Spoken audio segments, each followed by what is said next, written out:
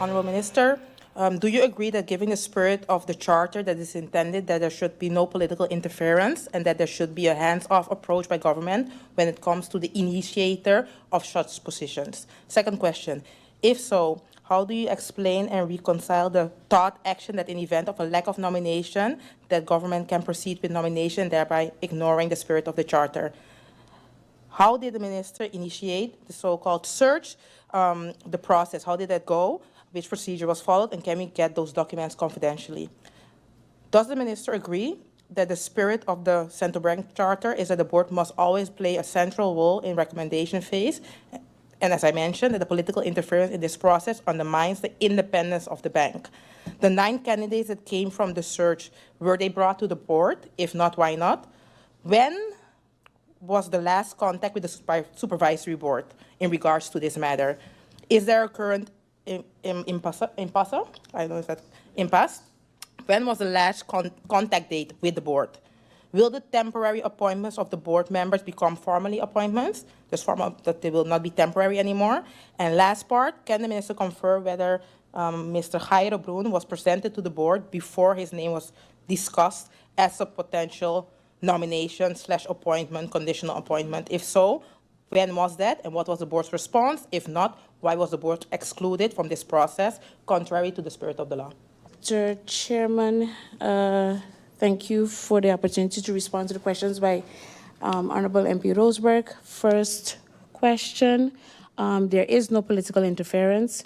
Second question, I believe this is with regard to good governance and continuance of that. Third question, in reference to the search, this was professionals of the same mind field. Next question, the answer to that is yes, as recommended. Next question, in reference to contact with the supervisory board, I am still awaiting information from the supervisory board on this matter. Next question.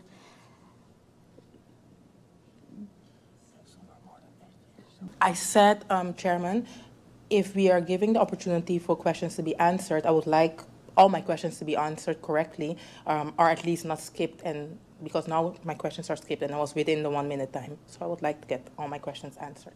Mr. Chairman, I understand this is one of the first meetings that you have, but honestly, this question always going and is a horrible mess, and it's favoring one and the other. As stated before, either we stick to the rules of order or we call it over and do it properly, because it's really a mess right now. MP Roseman made a very good point. We're given 5 minutes here, we're adjourning the time here, and we're not getting full answers. So either we're going to stick to the rules of order and do it right, because we're looking like a hot mess on social media right now, or we're going to do a public meeting. Mr. Chairman, in going with the rules of order, I too have limited time to respond to the questions posed, and according to the questions that are listed here, I don't believe that any was skipped actually, and I was down to the last 2 questions by MP Roseberg as it pertained to the temporary appointment. In reference to have they been officially appointed, yes or no? The answer to that is no. And actually, some of them are already over the maximum allotted time. There's one who's actually at 8 years and one that is actually at 7 at this time for St. Martin. Thank you, Mr. Chairman. Good afternoon again to the Minister, support staff, guests in the Tribune, honorable members, and the viewing public. Minister, for the sake of time, the Minister referred to an entity referred to a search. I would like to know which entity did this search, who was this comprised of? The Minister referred to members, people of the same mind field. What does that mean? Who put it together? Was it a committee put together by the Supervisory Board, by the Minister? Who put these individuals of the same mind field together? The Minister also referred to 9 other candidates. Was the Council of Ministers aware of these 9 other candidates? Also, the Minister referred to the nomination not coming from the supervisory board because she was waiting too long for an answer. So thus she went her own way and ventured her own route. Was there urgency for this nomination? And if there was an urgency, why the urgency? And lastly, the minister also referred to a conditional appointment following the vote of the Council of Ministers. I would like to know where in the charter or which law refers to this conditional appointment, because I didn't see it. So thank you. That will be all, Mr. Chairman. Thank you. Thank you, Mr. Chairman. In reference to the first question posed by MP York, in reference to the search, understanding that we, St. Martin's portion within the central bank, is in the minority. I have waited and asked on 2 separate occasions formally to the supervisory board to provide me with nominations for the chair. That did not happen. Since that did not happen, I believe it is in my obligation and my authority to then move forward. And in by moving forward, I stated that I had to request like-minded persons who are professionals in this field to assist with, for example, coming up with names of possible individuals. It was not, on to second question, it was not 9 others. It was a total of 9 persons that were mentioned. And no, the answer to that question, if I mentioned it to the Council of Ministers, the other 8, the answer to that is no. And in reference to urgency, there seems to be a sentiment of, this was done speedily. And unfortunately, that's the wrong concept. Understand that for the last 4 years, for sure, we have been without a chair of the supervisory board. There are key matters that is going on within the central bank that I believe that are urgent. Those key matters that I believe are urgent requires us not to be in the minority. And since this is the time that St. Martin has chair, can appoint chair, why not move the process forward? So I hear your question, MP, Mr. Chairman, through you. I hear your question on the matter of urgency, but I think it's also important to recognize that it is urgent for St. Martin, owing to the fact that it's been such a long time that we've had chair. And again, once again, there is no appointment to the supervisory board. Thank you, Mr. Chairman. Mr. Chairman, just for, it has been said already during this meeting, questions are being posed and they're being, for the lack of a better term, altered and then answered. A lot of questions, it was even a question before, literally, can we expect certain documentation via a confidential route? The answer was not given. I asked specifically, where in the charter refers to a conditional appointment, because yes, the minister said there was no appointment and there was a conditional appointment, and I'm asking where in the charter or in the law or wherever states about or refers about to a conditional appointment. That was my question. And also the search that I referred to, I asked the minister who did the search and who commissioned the people to do the search. So if the minister said, hey, I put the people together, the committee together myself, then that is also an answer, but I did not hear that from the minister. Thank you. Chair, I'll ask the same question. Can the names of this committee be provided confidentially? Or is it confidentially? Also, nowhere in Article 25 it states that the minister can appoint without the nomination of the supervisory board. MP Labega asked, did the supervisory board nominate Mr. Bloom? And the minister said no.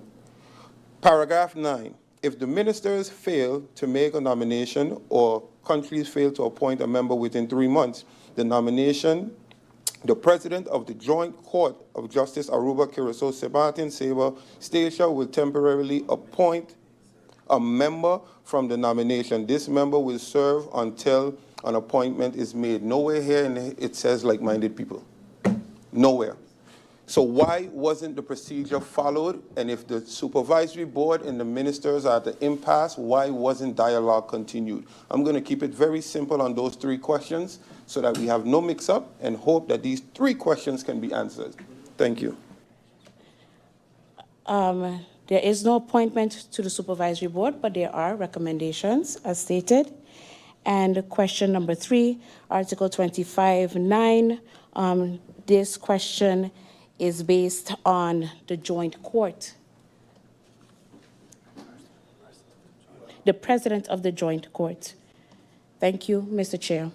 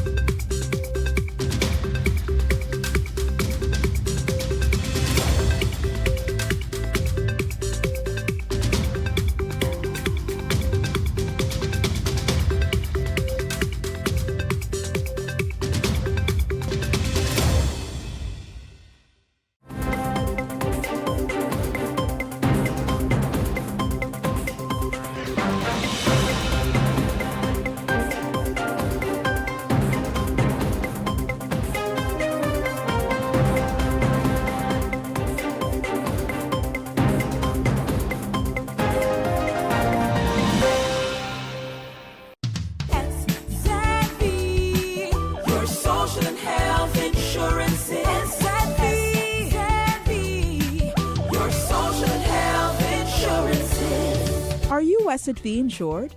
Do you have a valid medical insurance status? SXM is cardless. Request your My SXM account today and enter the virtual office of SXM.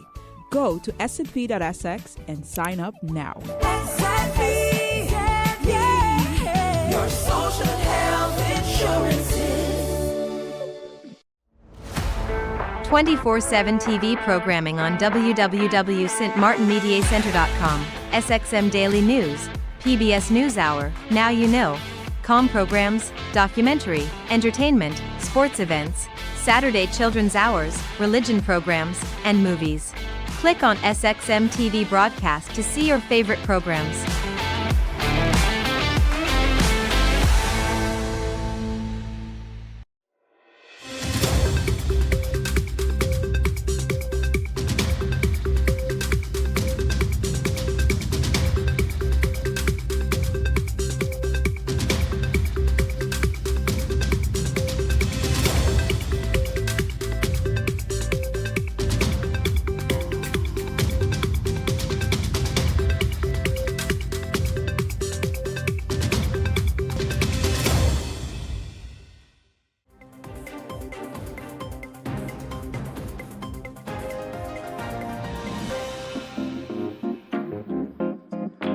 Okay, so we're going to move on to Module 3. So this is Plant Biology and Pests. So this is going to help you with your care of plants in the system. So normally when we're looking at managing plants, we look at something like an integrated pest management plan. So this is where we are consistently looking for different things that would factor in on our systems. So we're checking mainly for damage from insects. Some of your pests could actually be removed manually. So basically you guys will be monitoring all the time, looking for things like caterpillars, aphids, mildews, and then you guys would know what you need to actually use to combat these pests. You also will have different parts of your plan. So the first part is usually inspecting, trying to find out what is on your system, what is giving you the trouble. Okay, then you've identified the pest, and that will allow you now to identify what you're going to do, whether you're going to treat for the pest or whether you're going to allow that damage to continue. So basically with integrated pest management, you might have some crops that you say, okay, well, they're a loss, we're just going to take them out of the system, and you will have some crops that you're going to treat because you can save them, okay? But part of integrated pest management is trying to not have these problems occur again. Okay, so if you know that you're always having a problem with caterpillars and your system is an open system, you might make a plan where you're actually going to cover your system with shade netting. If your issue is aphids because they're coming into your greenhouse, you might have to have a management plan where you spray to control those aphids before they get out of hand. Okay, so basically, when we start looking at taking care of our plants, we're going to come up with an integrated pest management plan suited directly for our systems. Okay, because each of you are going to have different components happening. We also have things called biological controls. So biological controls are other beneficial insects or plants that will also help you to control pests on your system. So we're going to go into this a little bit more in detail. Okay, so usually when we're looking at pest control and disease control, most of us are going to try our hardest to limit anything that is toxic, okay, because while you guys are a hydroponic system, you don't necessarily have fish and bacteria in your system like an aquaponic system. You could technically spray your system with any form of pesticide that you choose. However, we know that that is not generally healthy for a hydroponic system or any sort of farming system. So the general trend is to try to limit the use of toxic pesticides, okay? But you will have to have pest control on any sort of farming system. So just because you guys are trying to be more healthy or even trying to go down the road of being organic or sustainable, there will still be some element of pest control, okay? So integrated pest management will basically allow you to pick the best control that will give you the best yield result while still being healthy for the consumer.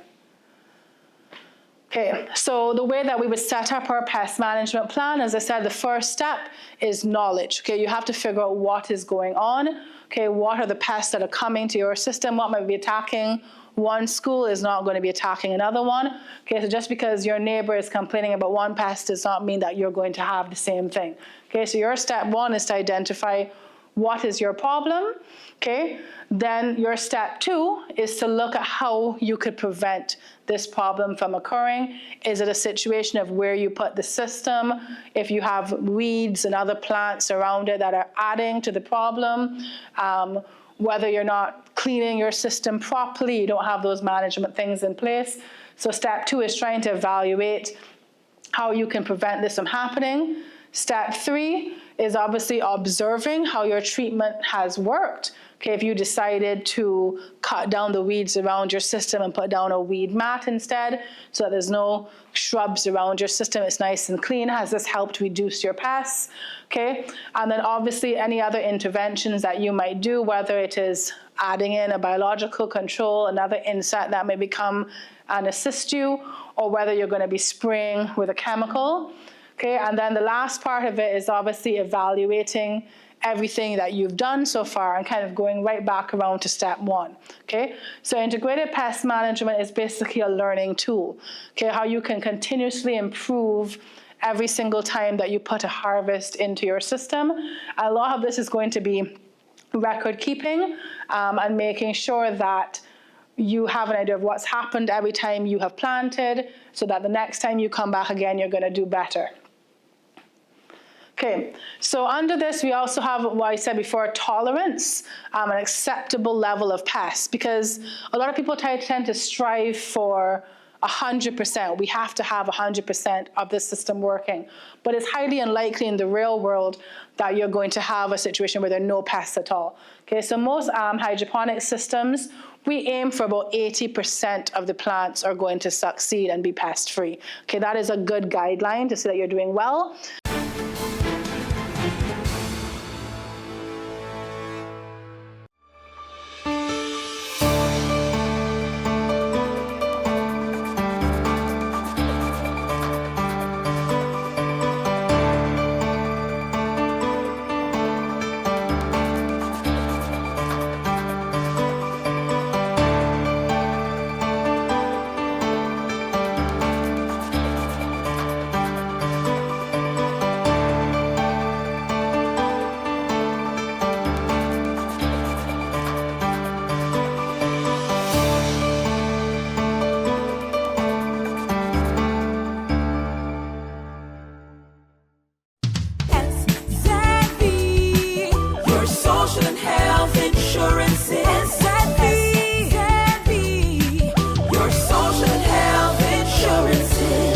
Are you SXM insured?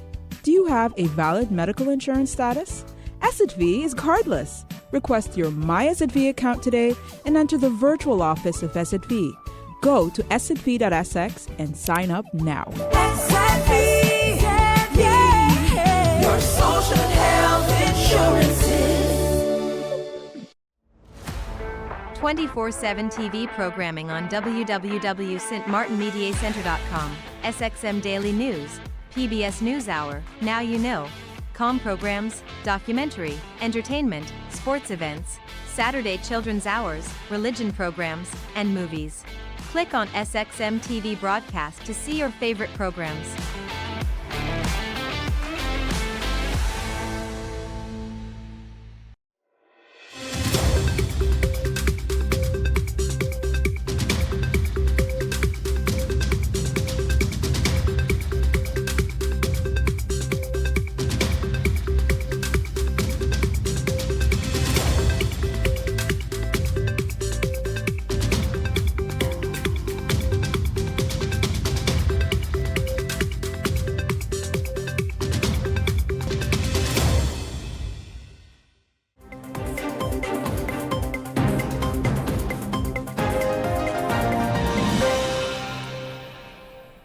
Taking over the presidency of the General Assembly, I received many letters. One moved me deeply. Attached to it were drawings by 3 Palestinian children, Remas, Enas, and Tretal. The images were heartbreaking. One showed a school before and after, beneath a bright sun and a blue, clear sky. In the first, the school with open doors and happiness. In the second, their school lies in rubble. A lone boy stands on the debris of what must be once have been his safe place. Perhaps he had a favorite class, a favorite teacher, like our children, a best friend he played with there. Now, all of it is gone. All of the laughter of the children blown away. At that age, children should not be drawing pictures of war. Children should be learning mathematics. They should be playing with friends and scratch dragons or castles, not death and destruction. Yet for the children of Gaza, this is their reality. Their horror lasted and lasts for over 700 days. Tens of thousands have lost their lives. Tens of thousands of dreams which never will come true. So many killed without the world even learning their names. Until we heard one voice so loud we could not overhear it. The voice of Hind Rajab, captured in a phone call with a red crescent while shelling rained down. After the car she was in was attacked, over and over again, killing her aunt, uncle, and 3 of her cousins next to her. She called over and over again, "I'm so scared, please come." The rescuers tried to calm her as they tried to reach her. They could not. Hind was killed before help arrived. The world failed her. As the world has also failed Kfir Bas and his brother Ayel. Kfir was just 9 months old, the youngest child abducted by Hamas on October 7th, taken with his 4-year-old brother Ayel and their mother. Both were killed in Gaza by terrorists. The world will remember their names as symbols of innocent childhood stolen by terror. I've met with the families of the hostages, fathers, mothers, siblings, aunts, grandparents, still waiting for their loved ones to come home from wherever Hamas is holding them after more than 700 days. I've also met with Palestinian families, fathers, mothers, siblings, aunts, and grandparents whose loved ones are buried in the ruins of Gaza. Their message is always the same: we want peace. Or as one Israeli mother told me, it does not bring my child back if a Palestinian mother loses her child in Gaza. Humanity is not about choosing sides.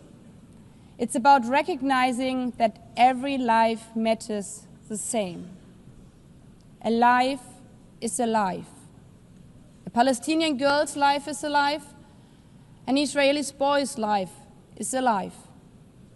All the children of the Middle East deserve to grow up knowing only the sun shining on their schools, the laughter of their friends in the playground, and the joy of a meal shared with their families. Not the horrors of starvation, not the horrors of war and terror.